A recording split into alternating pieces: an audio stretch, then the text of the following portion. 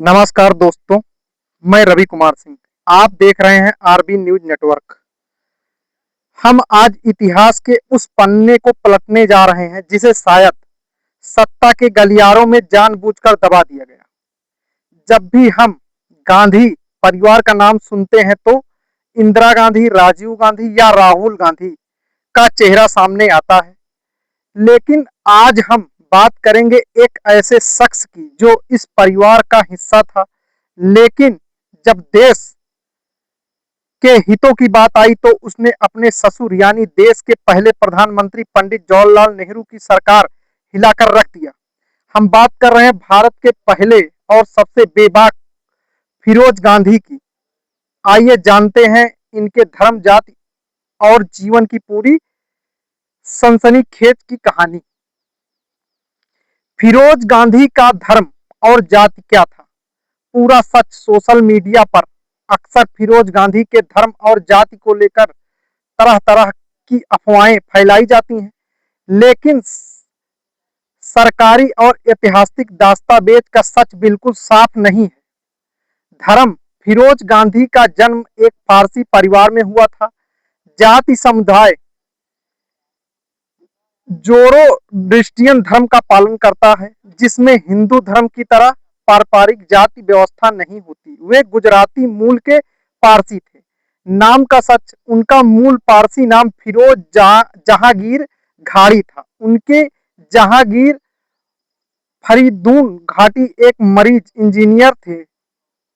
Engineer थे और माता का नाम रतिमाई था। घाड़ी से गांधी कैसे बने? 1930 में जब वे स्वतंत्र आंदोलन में कूदे तो महात्मा गांधी के विचारों से इतने प्रभावित हुए कि उन्होंने अपने सरनेम को बदलकर गांधी कर ली। अंतिम संस्कार: 1960 में उनके निधन के बाद उनकी इच्छा अनुसार उनका अंतिम संस्कार हिंदू रीति रिवाजों से दाह संस्कार किया गया और उनकी अस्थियों को प्रयागराज के संगम में प्रवाहित किया गया, जबकि कुछ राख को इलाहाबाद के पारसी कब्रिस्तान में दफनाया गया। फिरोज गांधी के जीवन का मुख्य अध्याय नेहरू परिवार में शादी पर नहीं बदली अपनी सोच। 1942 में फिरोज गांधी ने पंडित जवाहरलाल नेहरू की बेटी इंदिरा गांधी से विवाह किया। लोगों को लगा कि प्रधानमंत्री का दामाद बनने के बाद सत्ता की गोद में बैठेंगे, लेकिन फिरोज की मिट्टी किसी और धात की बनी थी।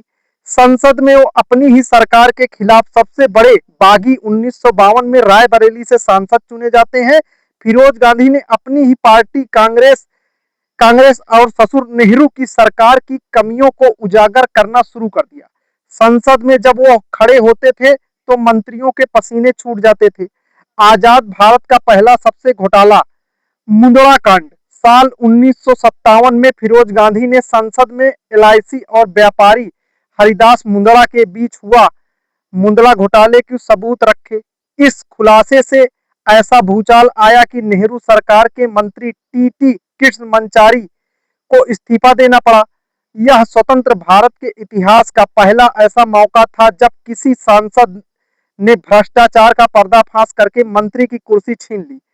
पत्रकार का असली मसीहा आज जो मीडिया संसद में हर एक बात जनता तक बेहिचक पहुंचा पाती है, उसका श्रेय फिरोज गांधी को जाता है। उन्होंने ही संसद में प्रेस स्वतंत्रता के लिए कानून पास कराया था।